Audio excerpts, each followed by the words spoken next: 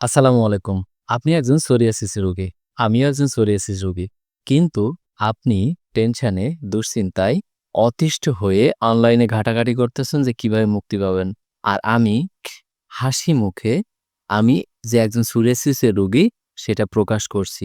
কেন প্রকাশ করছি? এই ভিডিওর মাধ্যমে আজকে আপনাদেরকে সোরিয়াসিসের আদ্যোপান্ত এবং এর সমাধান সব বিস্তারিত বলব। আমি অনলাইনে প্রচুর ঘাটাঘাটি করেছি। কিন্তু সোরিয়াসের এখন পর্যন্ত ওইভাবে উল্লেখযোগ্য কোনো ভিডিও বা পরামর্শ নাই। আমি নিজেই সোরিয়াসিস থেকে এখন ৯৭% মুক্ত অর্থাৎ সুস্থ। সেজন্য আমি নিজে থেকে আপনাদের উপকারের জন্য এই ভিডিওটা একটি বানাইয়েছি। আমার এই ভিডিওতে কোনো প্রকার কোনো ডক্টর বা কোনো ঔষধ বা কোনো মেডিসিন বা কোনো ক্লিনিক বা কোনো কিছুরই রেকমেন্ডেশন নাই।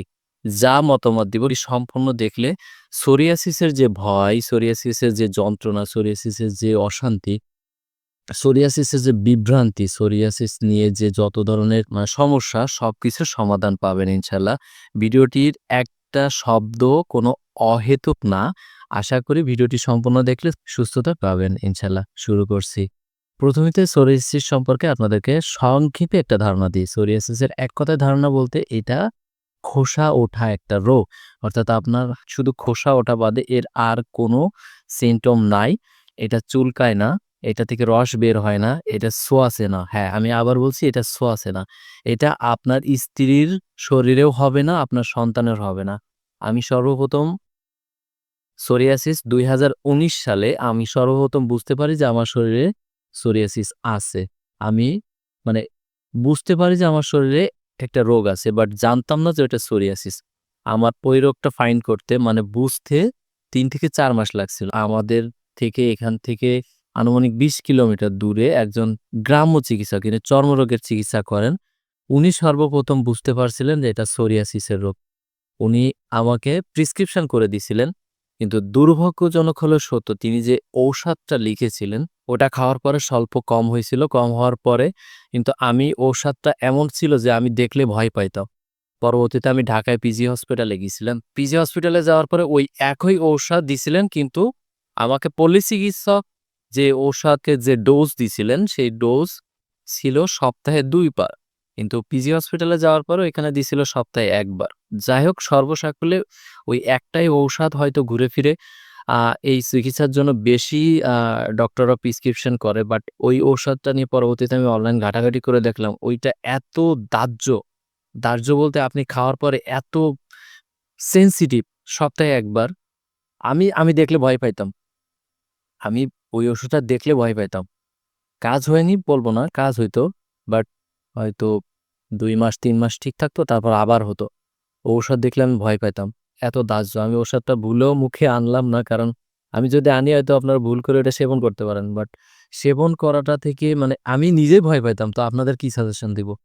পরবর্তীতে আমি ২০১৯ সালে আমি ১ম বুঝতে পারি। তার বেশ কিছুদিন পরে জানতে পারি ওটা সোরিয়াসিসের রোগী। আমি তখন বিবাহিত ছিলাম। এখন ২০২৫ সালের ২৭শে নভেম্বর আমার পরবর্তীতে একটা সন্তান, ছেলে সন্তান হইছে। তার বয়স এখন ৪ বছর। পরবর্তীতে আবার একটা মেয়ে সন্তান হইছে। তার বয়স এখন ১ বছর ৫ মাস।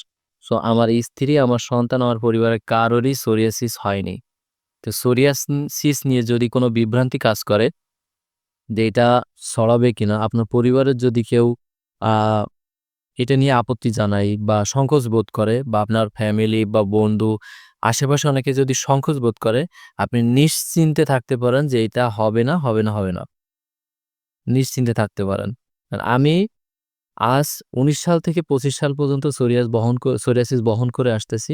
আমি যেটা বলছি সবই আমার অভিজ্ঞতা। আচ্ছা, এখন হচ্ছে আমার শারীরিক কি কন্ডিশন? আমার শারীরিক কন্ডিশন পূর্বে ছিল পুরো মাথা থেকে পায়ের তলা পর্যন্ত। এক কথায় পুরা মাথা থেকে পায়ের তলা পর্যন্ত। কিন্তু দুর্ভাগ্যবশত আমি এটার কোনো ছবি বা ভিডিও ধারণ করিনি। কারণ এটা কোনো কাজে আমার লাগবে বলে মনে হইছিল না।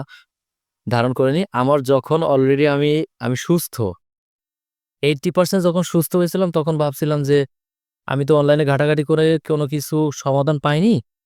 আমি যেহেতু সুস্থ হইলাম, এটা মিরাক্কেল ভাবে সুস্থ হইছি। ঠিক আছে?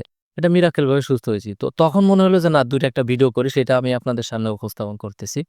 তো আমার পায়ের তলা থেকে মাথা পর্যন্ত পুরাটাই সোরিয়াসিসে ভরা ছিল। মাথার চুলে মানে এই যে মাথার ত্বকে, চেহারায়, এভরিথিং, অল অফ বডি সব জায়গায় সোরিয়াসিসে ভরা ছিল। তবে একটা বিষয় বলি, আমার কখনো চুলকায়নি। আমার কখনো এই যে রস বের হয়নি।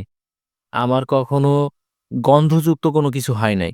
শুধুমাত্র খোসা, ওইটা জাস্ট দেখতে যেটা খারাপ ছিল। আমি হাতা লম্বা ড্রেস পরতাম। তো যাই হোক, ওইটা নিয়ে বিস্তারিত আর না বলি। বিস্তারিত বললে হয়তো মানে খাজনা থেকে বাজনা বেশি হয়ে যাবে। তো আমি আবার কাজের ইয়াতে আসি, নির্দেশনা। আপনি যদি সোরিয়াসিসের রোগী হন, আপনার যেকোনো বয়স থাকতে পারে। আপনার শরীরে সোরিয়াসিসের যেকোনো মানে লেভেল থাকতে পারে, যে অনেক বেশি বা অনেক কম বা মিডিয়াম, যেকোনো মাত্রায় থাকতে পারে। আমি আপনাদেরকে যে নির্দেশনা দিব সেটা অনলাইনে হোক বা অনেক ডক্টরের কাছ থেকে এই পরামর্শগুলো পাবেন। আমি সেগুলো আবার রিপিট করতেছি। নির্দেশনার ভিতরে হচ্ছে সর্বপ্রথম সেটা হচ্ছে সিগারেট ছাড়তে হবে। হ্যাঁ ভাই, আপনাকে সিগারেট ছাড়তে হবে। আপনি যদি মহিলা হন তাহলে আপনার জন্য এটা না। আর যদি পুরুষ হন তাহলে আপনাকে সিগারেট ছাড়তেই হবে। হ্যাঁ, সিগারেট ছাড়তে হবে। এটা আপনার অপছন্দের তালিকায় রাখতে হবে। সেকেন্ড, দুশ্চিন্তা করা যাবে না। হ্যাঁ, এইটা এই রোগের সাথে হয়তো ভাবতে পারেন এই রোগের সাথে আপনার কোনো সামঞ্জস্যতা আছে কিনা? আছে ভাই। আমি এইটার বাস্তব প্রমাণ। সিগারেট এবং দুশ্চিন্তা, এটাতে আমার এই রোগের মানে এই রোগ বাড়ছে। দুশ্চিন্তা করা যাবে না। হ্যাঁ, দুশ্চিন্তা আসলে কি করবেন? দুশ্চিন্তা হইলে কি করবেন? পারিবারিক অশান্তি, ব্যক্তিগত অশান্তি, মানসিক অশান্তি, বিভিন্ন কারণে অশান্তি আসতেই পারে।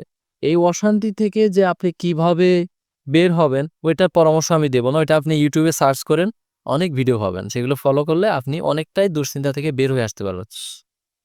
আমি শুধু এটুকু বলব, আমি যেটা করছিলাম সেটা হচ্ছে আমার স্ত্রীকে বলছিলাম যে, "দেখো, আমাকে পারিবারিক যেকোনো বিষয়ে কোনো অশান্তি বা কোনো ঝামেলা হইলে সেটার জন্য সময় নিয়ে ধীরে সুস্থে বলবা, যাতে আমার ভিতরে কোনো প্রেশার কাজ করে না করে, কোনো টেনশন কাজ না করে।"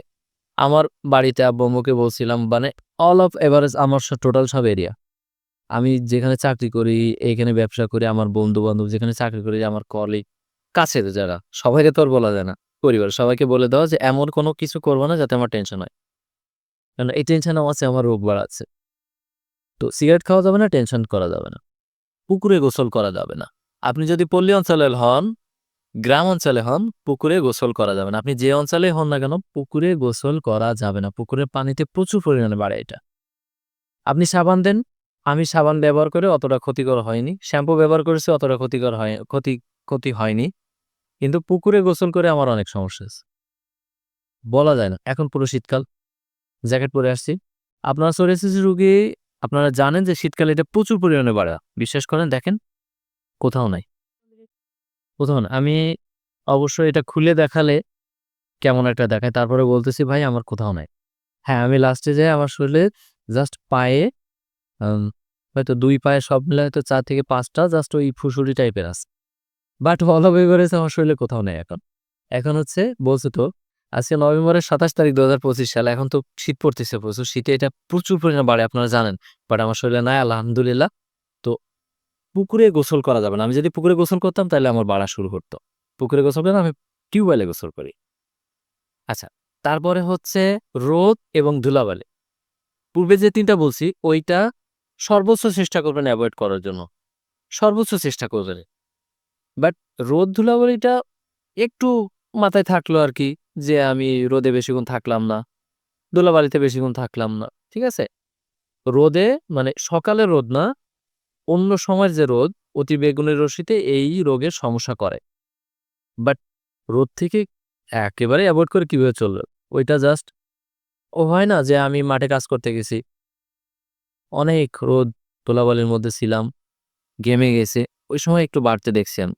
আমি মাঠে গেছি, আমি মাঠে কাজ করছি, সেজন্য মনে হইছে আরকি। একটু চেষ্টা করবেন যে দূরে থাকার জন্য। এর বাইরে কিছু না। তারপর হচ্ছে এই যে মানে কি বলে, এই পানীয় কম খাবেন। মানে পানীয় খাবেন না, না খাইলেই ভালো হয়। এই যে পানীয় বলতে যে স্পিড, টাইগার, তারপরে কি পাওয়ার, ভাই আপনারা যারা কোম্পানির লোক আমার কথা কিছু মনে করেন না ভাই, এটা রোগ বিশেষত্ব। এটা খাওয়ার পরে একটু সমস্যা হয়েছে আমার। মানে সমস্যা আমি বুঝতে পারছি। সেজন্য এটার থেকে একটু দূরে থাকেন। ঠিক আছে? আচ্ছা, এইবার বলবো, টোটালি ভুলেও তার দিকে তাকাবেন না। ভুলেও আপনার পাশেও রাখবেন না। আপনার সামনেও রাখবেন না। হ্যাঁ, লাল জিনিস, লাল জিনিস টোটালি আপনার হাতেও ধরতে পারবেন না। লাল জিনিস কি, কি? টমেটো, সস, গাজর, লাল শাক। লাল শাক তো এখন সবুজ শাক হয়ে গেছে। লাল জাতীয় টোটালি আপনি মানে হাতেও ধরতে পারবেন না। খুবই সাবধান। আমি গরু মাংস খাইছি, চিংড়ি মাছ প্রচুর খাইছি। একেবারে 1% সমস্যা হয়নি। গরু মাংসে হালকা সমস্যা মনে হইছে। আর ওই যে টোনা মাছ লাল খাইছি, সমস্যা মনে হয়নি। কিন্তু ভাই টমেটো আর সসে এমন সমস্যা হয়েছে রে ভাই, বলার মতো না। এবার মজার কথা বলি। হঠাৎ করে আমি দেখলাম যে আমার সোরিয়াসিস বিশেষ করে আমার পায়ে ওঠানো কি সম্ভব? এই যে এখন বর্তমানে কিছুই নাই ভাই। একদম পুরো ফর্সা। শুধু এইখানে একটা আমি আঙুলে পিন করতেছি। এখানে একটা হালকা ফুসুটি টাইপের। এর পাশে আছে কিনা জানি না। এইখানে ছিল, দেখায়, আঙুল দিয়ে দেখাচ্ছি। এইখান থেকে এই বরাবর টোটালি প্রায় এরকম, এরকম পুরাটাই একটা স্তর। প্লাস্টার টাইপের। সোরিয়াসিসের যে খোসা ওঠে ওই খোসা পুরাটাই কাভার ছিল। এছাড়াও এই হাঁটুর এই নিচ থেকেই সব। বাদ দেওয়ার মতন কোনো জায়গা নাই। 1 ইঞ্চিও খালি ছিল না। তো হঠাৎ করে আমি এই যেখানে বসে কথা বলতেছি তার রাস্তার অপোজিটে ওইখানে বসে আছি স্কুল থেকে আসার পর হঠাৎ করে দেখি মনে হচ্ছে যে আমার সোরিয়াসিসের যে টেম্পার, যে তীব্রতা সেটা কম, অনেকটাই কম। তো আমি একটু অবাক হলাম। কি ব্যাপার? হঠাৎ করে কি হলো? তখন এইখান থেকে আমি এইটা বুঝতে পারছি এখান থেকে ৪ মাস আগে। নভেম্বর, অক্টোবর, সেপ্টেম্বর, আগস্ট ওরকম টাইপে। হঠাৎ করে বুঝতে পারছি যে আমার কমে গেছে। আমি ভাবলাম যে কি ব্যাপার? কমে যাওয়ার কারণ কি? ঠিক আছে, আচ্ছা থাক। বাড়িতে যেয়ে আমার স্ত্রীর সঙ্গে বললাম যে, "আমার পিঠে দেখো তো কি কম মনে হচ্ছে কিনা?" আমি জামা খুললাম, খোলার পর পিঠে পিঠে পুরা শরীর মানে পিঠে একেবারে পুরো ভরা ছিল। ছোট, ছোট, ছোট, ছোট। তো ও বলতেছে যে, "পিঠে তোমার সেরে গেছে, শুধু সাদা, সাদা দাগগুলো রয়ে গেছে।" আমি জাস্ট একটু অবাক হলাম। কি ব্যাপার? হঠাৎ করে সেরে গেল, কমে যাচ্ছে। তার ৩ মাস, ৩ মাস মতন পরে বুঝতে পারলাম কমতে, কমতে, কমতে 80% নাই। আমি পুরা এত মানে যে কি যে আনন্দ! আপনি যদি সোরিয়াসিস এর রোগী হন, আমার এই আনন্দের কথা আপনার কাছে স্বপ্নের মতন মনে হবে। এটা আমি জানি ভাই। কিন্তু ভাই আমি তখনও মনে হচ্ছে যে আমি স্বপ্নের ভিতরে আছি। ওই ৩ মাসে আমি ১ম যখন বুঝতে পারছিলাম তার আগে একটা ঔষধ খাইছিলাম এবং একটা খাবার খাইছিলাম। এই ২ টা কারণে আমার কাছে মনে হইছে যে এই ২ টা কারণে আমার ইফেক্টটা সবথেকে বেশি হইছে। এবং এটা খাওয়ার পরে আমি বুঝতে পারছি যে হ্যাঁ, এটা কমতেছে। একটা ঔষধ, এই ঔষধের জন্য আমাকে কোনো প্রকার প্রমোশন দেওয়া হয়নি। আমি কসম কাটব না, আমি কখনো মিথ্যা কথা বলি না। আমি কসম কাটবো না, আমি কোনো কিছুরই কথা বলব না। আমি ভাই বলতেছি, আমাকে কখনো কোনো প্রকার প্রমোশন দেওয়া হয়নি। এই ওষুধটার নাম আমি মেনশন করতেছি কারণ ভাই, এই ওষুধ আমার সবথেকে ভালো কাজে দিছে। মানে ভালো কাজে মানে এটাই আমাকে উপকারে আসছে। কথা না বাড়িয়ে ওষুধের কথা বলি। হ্যাঁ, ক্যাভিক্সি। ক্যাভিক্সি যে পানিতে গুলা খাইতে হয়, আমি ওইটা খাইছিলাম। তার আগে হানিনাট খাইছিলাম। হানিনাটটা কোন ব্র্যান্ডের, কোন কোম্পানির এইটা বলব না। মাত্র ৫০০ গ্রাম মাত্র ৳৩০০ নিছিল। ৳৩০০। তো আমি আপনাদের কোয়ালিটিটা বোঝানোর জন্য যে হানিনাটসের ৳১২০০, ৳১৩০০, ৳১৯০০, ৳২০০০ না, মাত্র ৳৩০০ নিছিল ৫০০ গ্রাম। ওইটা খাওয়ার মানে বাড়িতে আমি, আমার স্ত্রী আর ২ টা বাচ্চা। তো এরা খাইলে ৩ থেকে ৪ দিনের বেশি যাবে না। ওইটা খাইলাম। তার কিছুদিন পরে আচমকাই, ভাই রোগের কোনো উদ্দেশ্য না, আচমকাই আমি খাইছিলাম হচ্ছে ওই ক্যাভিক্সিটা। মানে একটু দুর্বল, দুর্বল লাগতেছিল। অ্যাজ ইউজুয়াল খাইছিলাম। খাওয়ার পরেই মূলত আমি ১ম এ টের পাইছি। তো টের পাওয়ার পরবর্তী যে ৩ মাস আমি মেজারমেন্ট করছিলাম, ওই ৩ মাসে আমি আরো ৩ বোতল হানি নাটস খাইছিলাম আর ২ টা ক্যাভিক্সি খাইছি। তার মানে আমি টোটাল মিলে ৩ টা ক্যাভিক্সি খাইলাম আর হচ্ছে ৪ টা। ৪ টা হলো তো নাকি? আগে ১ টা পরে ৩ টা। ৪ টা ৫০০ গ্রামের কাঁচের বোতলে ৳৩০০ দামের হানি নাটস খাইছি। আমি বলতেছি ভাই, এটা মজার ভাবে নিয়েন না ভাই। আমি বলতেছি আমি যে সোরিয়াসিস নিয়ে দুশ্চিন্তা, টেনশন, যন্ত্রণা, অশান্তি, বিভ্রান্তিতে ভুগতাম। ভাই সেই সোরিয়াস আমার কাছে এখন জাস্ট একটা প্রসাদের নাম হয়ে গেছে। ভাই আমার শরীরে এখন ৯৭% সোরিয়াসিস শরীর থেকে নাই। নাই ভাই। আমি ফরমেটটা পেয়ে গেছি। দেখেন, আমি ১ম থেকে যে সাজেশন গুলো দিয়ে আসলাম, সিগারেট খাবো না, পুকুরে যাবো না, লাল জিনিস খাবো না, দুশ্চিন্তা করব না, হানি নাটস খাবো, ক্যাভিক্সি খাবো। ভাই আমার এই ফরমেটে আমি 100% সিওর যে আমার শরীর থেকে ১০০% চলে যাচ্ছি।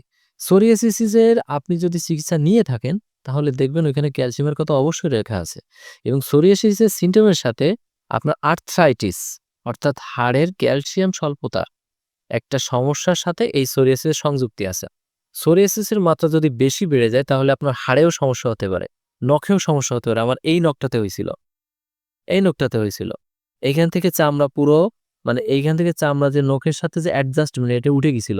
উঠে ভিতরে সোরিয়াসিসের খোসা বেরোতো। ক্যালসিয়ামের কমের সাথে সোরিয়াসিস বাড়ার একটা মেডিকেল সায়েন্স আছে। হ্যাঁ, এটা আছে। আপনি ডক্টরের কাছে গেলে প্রেসক্রিপশনে আপনার ক্যালসিয়ামের ওষুধ অবশ্যই লিখবে। আমি পিজি হাসপাতালে মনে আছে, পিজি হাসপাতালে যখন আমাকে লিখলো ডাক্তারে ওই ওষুধটা, আমি ওষুধটা না ভুলেও মুখে আনতেছি না ভাই। কি যে প্যারাদায়ক ঔষধ ভাই বলে বোঝানোর মতো না। আরে বাবা একটা খাইলে সপ্তাহে একটা করে একটা খাইলে ৩ থেকে ৪ দিন শুয়ে থাকা লাগতো। পেটের যন্ত্রণা, জ্বালা পোড়া আর শরীরে মনে হয় যে হাঁটতে পারতেছে না। কি যে ভাই আল্লাহ জীবনে না খাও। তো আমি ডক্টরে বলছি যে, স্যার এই ওষুধটা কিন্তু আমি এর আগেও খাইছি।"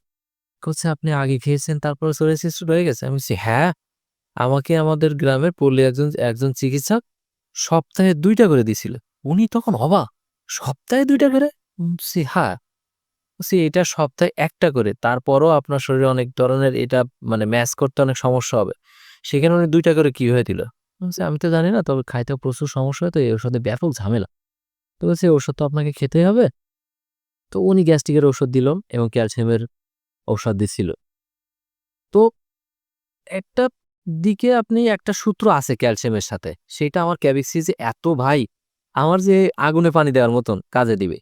আচ্ছা এইবার হচ্ছে হানি নাটসের সাথে সোরিয়াসিসের কি সমস্যা? দেখেন, সোরিয়াসিস রোগীদের ডক্টরের পরামর্শ যেহেতু আমি ডক্টরের কাছে গেছি, ডক্টরের পরামর্শ অনুযায়ী আপনার ত্বককে সবসময় সতেজ রাখতে হবে, সফট রাখতে হবে। শুষ্কতা হচ্ছে সোরিয়াসিসের সবথেকে বড় সমস্যা।